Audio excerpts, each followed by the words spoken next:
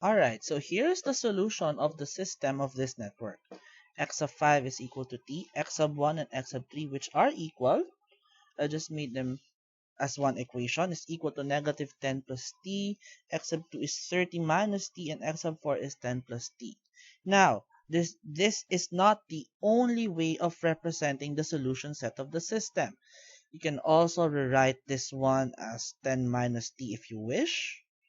This one is negative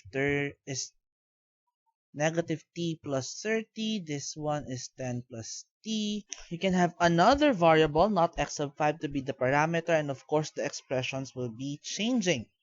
But what do these mean? This is telling us that if we set x sub 5 as our parameter, we can actually know the values of the other branches as well. For example, let's say we already know through our inspection that the value of x sub 5 would be 10. Now, since the value of x sub 5 is 10, 10 is associated on that edge, we can now know what are the other values of the ones in the other variables so that this network is clearly represented.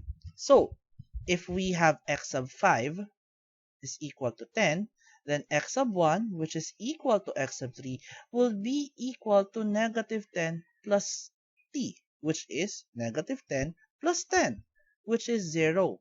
That means at x sub 1 and at x sub 3, nothing is flowing. If this is water flow, if this is traffic flow, or if this is anything that's going between vertices 1 and 4 and vertices 2 and 3, 1 to 4, 2 to 3, nothing is moving on those edges.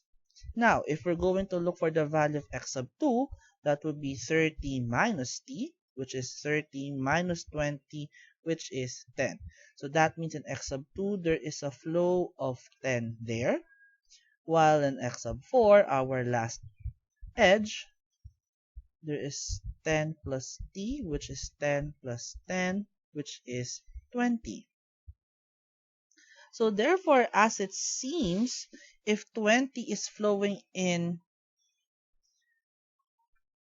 oops, sorry, I think there is some miscalculation here. This should have just been 10.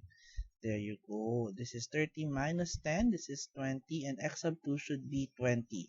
Now, why did I spot that immediately? Because remember, if 20 goes in vertex 1, then a total of 20 should come out. And since x sub 1 is 0 here, x sub 2 should be 20. That's why I looked back. And I was wrong at this point. I made it 20. This should just be 10. So we're still correct here. And as 20 enters vertex 3 and none enters x sub 3, it should just be divided 10, 10 equally.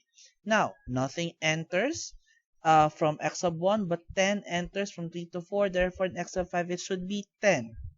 And as 10 enters vertex 5 and this another 10 enters vertex 5, we have 20 on x sub 4. And our network is now clearly represented.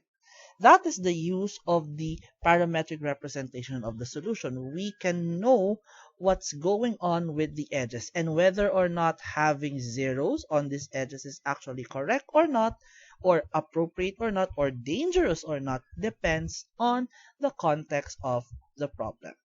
And that is using systems of linear equations to analyze a network.